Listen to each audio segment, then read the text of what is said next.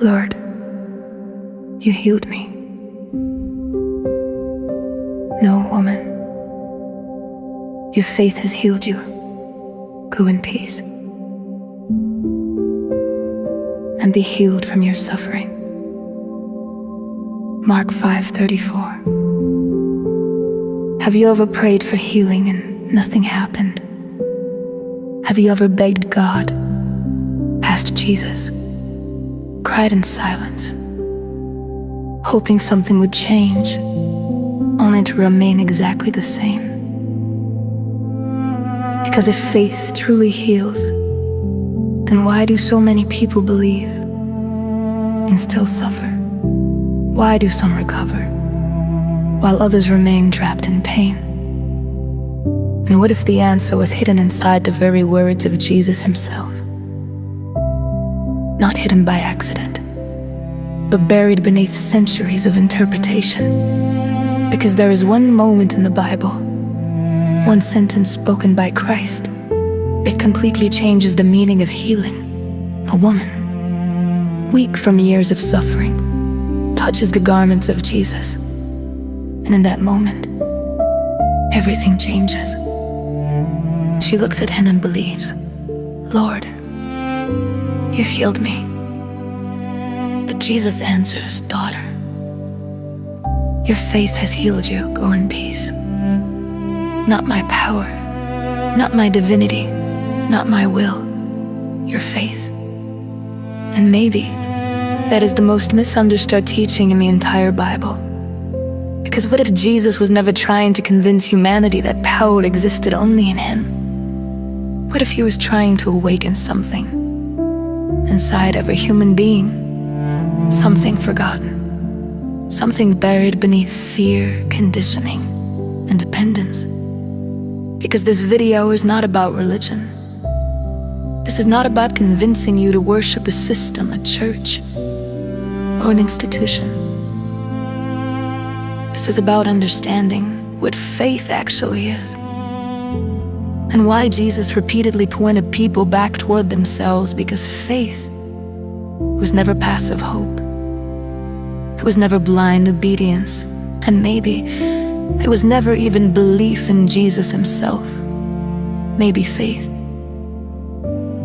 is a state of inner alignment so powerful that the body, the mind, and reality itself begin to respond. Think carefully about what Jesus says. He does not claim ownership of the healing. Instead, he identifies the true channel, faith, and this changes everything. Because if healing only depended on Christ himself, and everyone near him would have been healed automatically, but they weren't. Again and again in Scripture, Jesus emphasizes the same thing. According to your faith has made you well. If you believe, why? Why does he constantly redirect attention toward the inner state of the individual? Because perhaps the true miracle was never external. Perhaps the miracle was the activation of something already present within the human being. A force, a coherence, a deep inner certainty that ancient language could only describe as faith. And modern people often misunderstand this, because we were conditioned from childhood to see God as something outside ourselves. A distant authority, watching, judging, deciding who deserves healing and who does not. But that idea creates separation.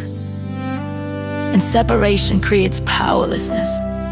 Because the moment you believe the source of transformation exists outside you, you unconsciously surrender your own connection to it. And maybe this is exactly what Jesus was trying to dissolve. Not the existence of God, but the illusion of distance. Because what if God was never meant to be understood, as a being somewhere above the sky. What if God is consciousness itself, life itself, moving through every human being? And what if Jesus understood this so deeply, but his entire message became symbolic? Not symbolic because it was false, but symbolic because humanity at that time could barely comprehend it directly. 2,000 years ago, people explained everything through external forces, external gods, external punishment, external salvation.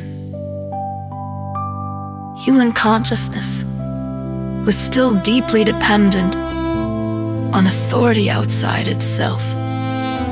So Jesus taught through parables, through metaphors, through layers of meaning. But hidden beneath those teachings, a pattern keeps appearing. Again and again, he points toward inner transformation, inner faith, inner knowing, inner alignment. And maybe this is why the woman with the hemorrhage was healed. Not because fabric possesses magic, not because Jesus decided to choose her, but because something inside her became stronger than fear.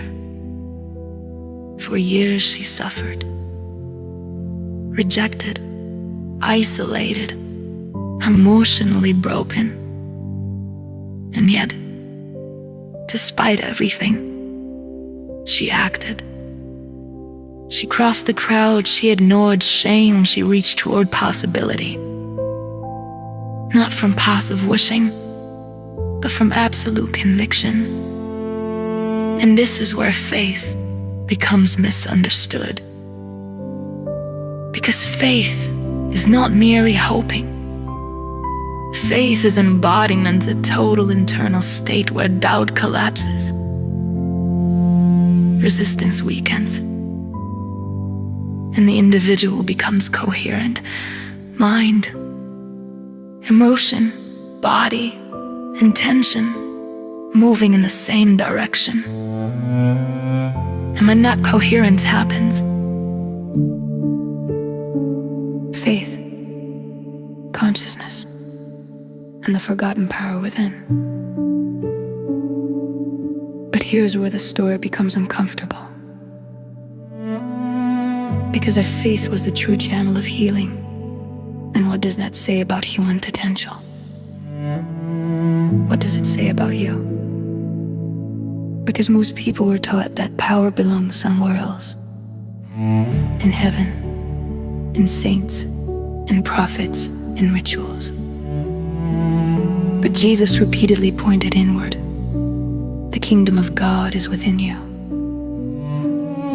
A phrase so simple yet so explosive that most people never stop to question it. Within you. Not above you. Not far away. Not hidden in some distant dimension. Within. And maybe that changes the meaning of every miracle in the Bible. Because what if Christ was never trying to create followers dependent on him? What if he was trying to awaken consciousness itself? Think about it carefully. Again and again, Jesus says things that sound almost impossible. If you have faith, you will do even greater things, according to your faith. Why would he say this if human beings were powerless without him? Why constantly redirect attention back toward the inner state? Because maybe faith was never meant to be worshipped. Maybe faith is resonance, a total inner certainty that dissolves contradiction, and contradiction may be the true disease. Because most people live divided. One part of the mind desires healing, while another part expects failure. One part prays for peace, while another remains addicted to fear. One part seeks transformation, while another clings to old identity. And the body responds to this fragmentation. The nervous system responds. The chemistry responds. Reality itself seems to respond. Because everything within you is communicating constantly: thoughts, emotion, belief, memory, fear, expectation. All of it creates signal. And perhaps Jesus understood this at a level humanity still struggles to grasp. Not as magic, but as alignment. Because what people call miracles may actually be moments where resistance collapses completely. Moments where the individual becomes internally coherent. And suddenly, something impossible becomes possible. But religion often removed this deeper meaning. Why? Because systems survive through dependence. The dependent mind is easier to control. If people believe healing only comes from outside themselves, they remain spiritually powerless. Always waiting, always baiting, always seeking permission. But the teachings of Christ carry another possibility hidden beneath the surface. A possibility so radical that many people instinctively resist it. What if the divine was never separate from you? What if consciousness itself is the bridge people once called God? And what if faith is not believing in power, but allowing yourself to reconnect with it? Because look again at the woman in Mark 5:34. Jesus does not absorb glory. He redirects her awareness. Your faith has healed you. Not to diminish God, but to reveal the mechanism. And perhaps this is why so many people misunderstand Christ completely.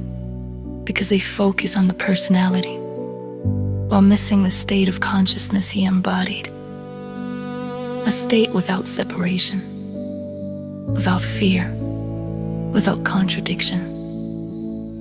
A state where mind, body, emotion, and spirit move together. And maybe that is the true meaning of faith. Not blind belief, but complete inner coherence.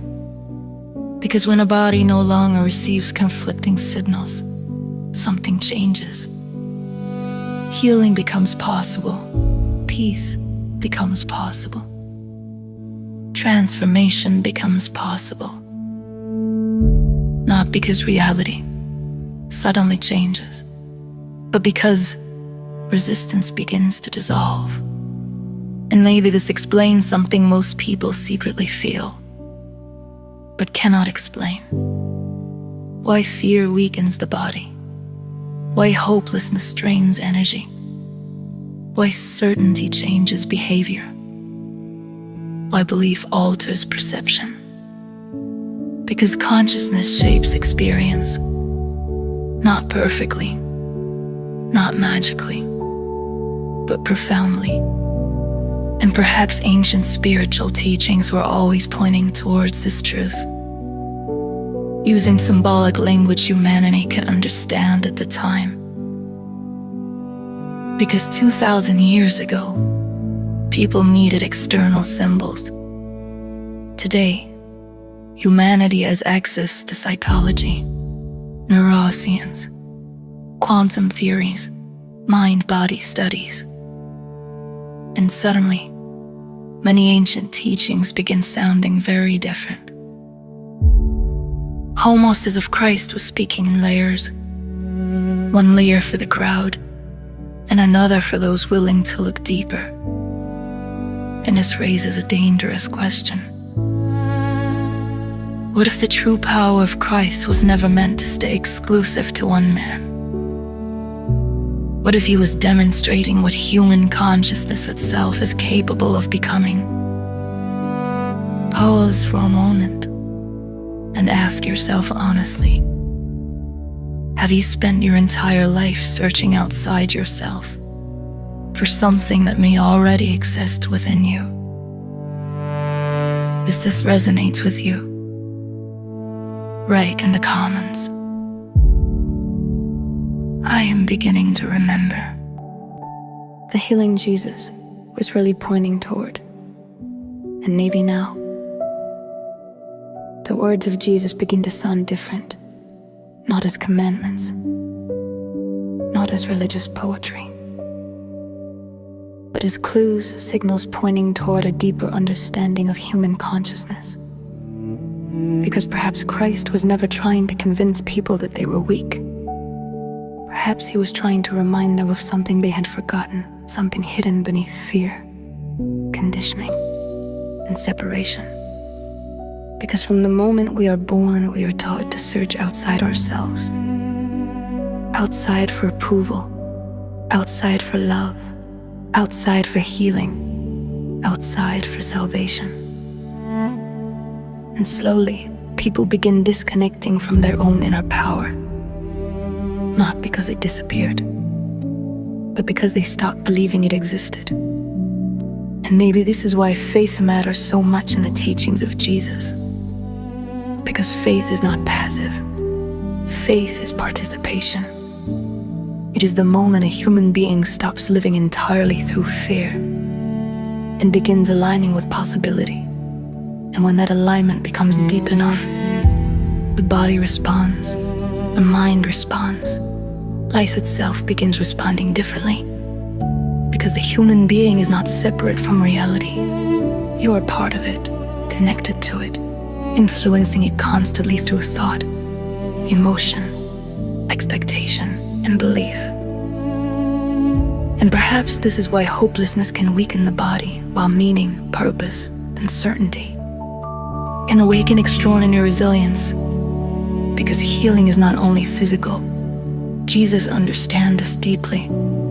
That is why he often spoke of peace together with healing. Go in peace, not just cured in body, but restored within. Because true healing is not simply removing pain, it is dissolving the inner fragmentation that keeps a person disconnected from themselves.